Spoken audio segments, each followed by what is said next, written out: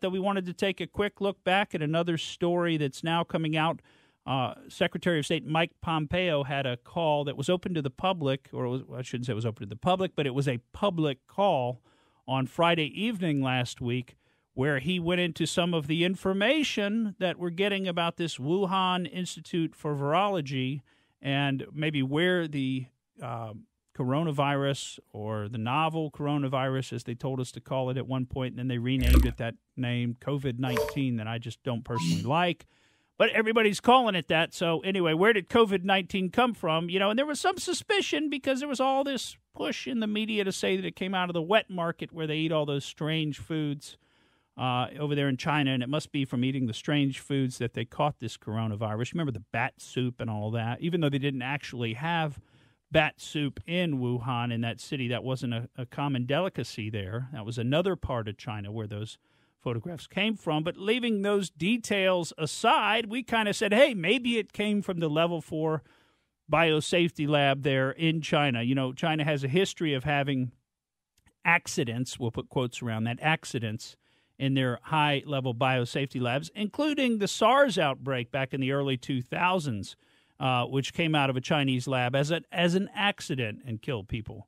But anyway, Secretary of State Mike Pompeo last Friday said that there were actually lab workers from that Wuhan Institute for Virology who had symptoms. They fell ill in the fall of 19 with symptoms consistent with COVID-19. And that was, in fact, the most shocking revelation that he made in his call. And it certainly, he said, raises questions about the credibility of the lab's senior researcher, a name that should be somewhat familiar to our listeners, Shi Zhengli, who made public claims that there were 0 infections among the lab's staff and students of the SARS-CoV-2 or SARS-related viruses. So what's come out now is U.S. intelligence has finally acknowledged, and I'm sure they've known this for quite some time, that actually lab workers there at that virology lab had SARS-CoV-2 or COVID-19 in the fall of 2019, well before it supposedly started appearing in the general population. So if they had it first, where do you think it might have come from? Probably came from the lab where they worked. And, of course, we've gone through this in some detail. Almost a year ago we went through this and talked about the fact that it was actually those lab workers visiting that wet market that took the virus into the wet market, and then it began to spread among the people there at the wet market. And, of course, the media said, no, the virus came out of the wet market from those strange foods that they would eat.